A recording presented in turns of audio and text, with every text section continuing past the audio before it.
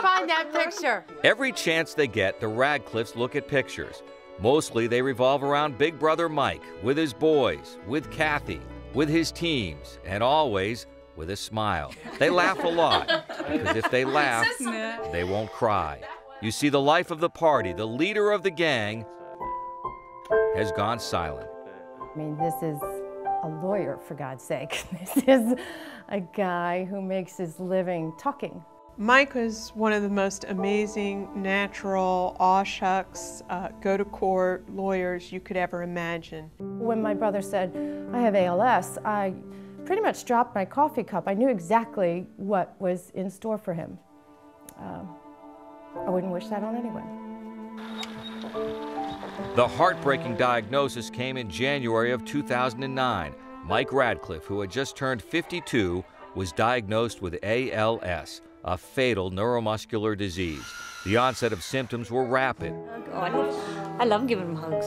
Loss of motor skills, his arms, his legs, and maybe most devastating, Love you. his speech. I win. ALS doesn't just rob its victims. The BB prize. It steals from girlfriends. I win. Come here. And mothers. Aww. He's a good boy. And mostly from kids. Mike has 3 sons, Colin, Sean, and Brett, 21, 18, and 16 years old respectively. He has always been there coaching and playing. ALS ruined everything. Well, he used to do the same thing we used to do. I mean, play football, play lacrosse, everything we did. He's like one of us, one of my brothers and I, and it's hard. Hopefully they will always have memories of their dad the way he was before he was in the chair, and the way he was before he lost his voice. Mike met the love of his life, Kathy Belt, in early 2008. Less than a year later, he started suffering from the symptoms of ALS. Kathy's been at his side the entire time.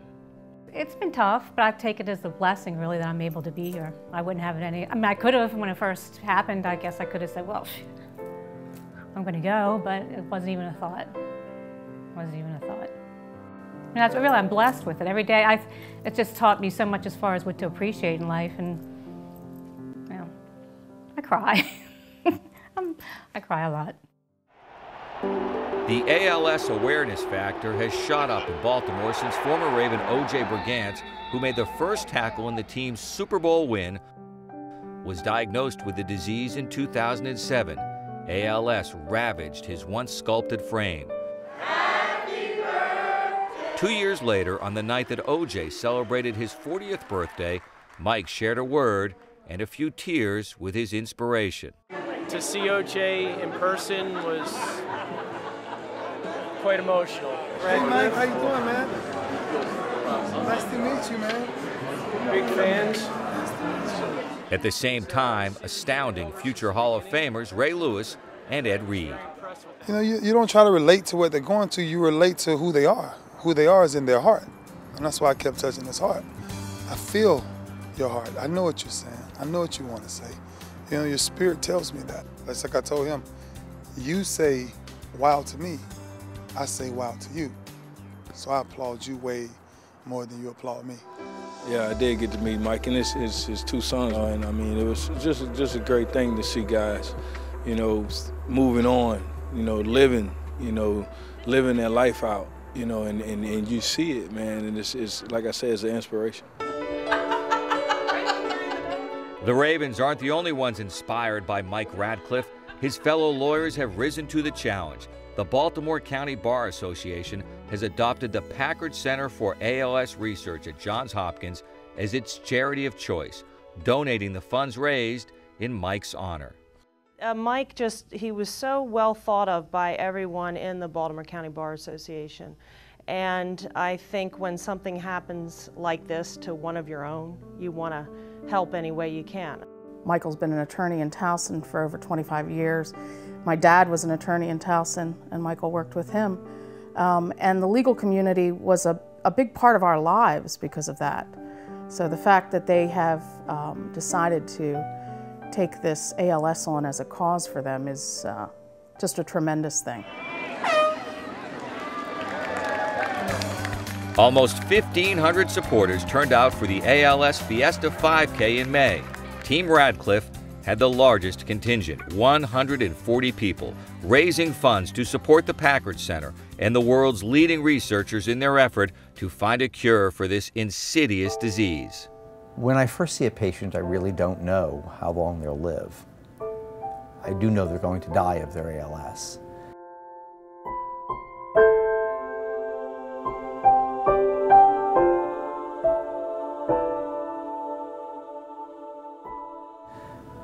I do believe, certainly in my lifetime as a researcher, that we'll find an answer for our patients and we will increase their survival.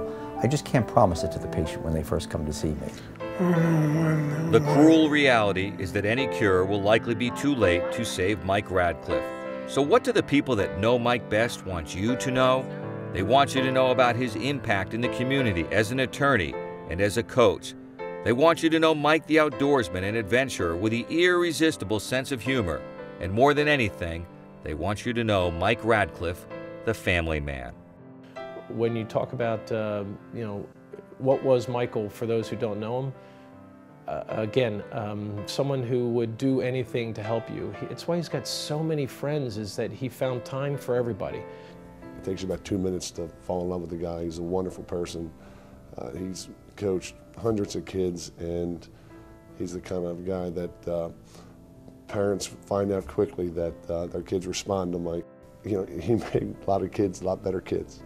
Mike doesn't see himself as being any different from any other person, but the reality is that Mike is an unbelievably special person. First time I saw him in court was in Towson, and he was representing somebody in a case where it seemed to be a dead-on guilty plea, but Mike just wound up working his magic and was able to convince the judge that the actions that his client took were necessary to avoid whatever collision that the officer said he was a part of, and got the only not guilty that I saw in the courtroom that day. So I was very impressed, especially as a young lawyer. I thought his stick was Family Guy. I thought Family Guy was because he was a family guy, but Family Guy, I found out after, was a cartoon. I didn't realize that was why he liked Family Guy. I thought it was, oh, this is really nice. He has 3 boys. He's a real family guy. It was the TV show. I know his boys are everything. It's just everything. It's extremely difficult because my dad has always been there for us and has always helped us, and the last thing he wants us to see is him fall victim to something. Because I used to always think of him as invincible and nothing could ever happen to him. ALS is devastating. It's devastating for the person who has it. It's devastating for the family. And there is no treatment. They don't know what causes it. They don't know how to treat it. They certainly don't know how to cure it. The best they can do is teach you how to cope with it. ALS has been around long enough. We should know more about it. We should know a lot more about it. To honor and celebrate Michael Radcliffe and to help make a difference, please make a donation to the Packard Center for ALS Research at Johns Hopkins.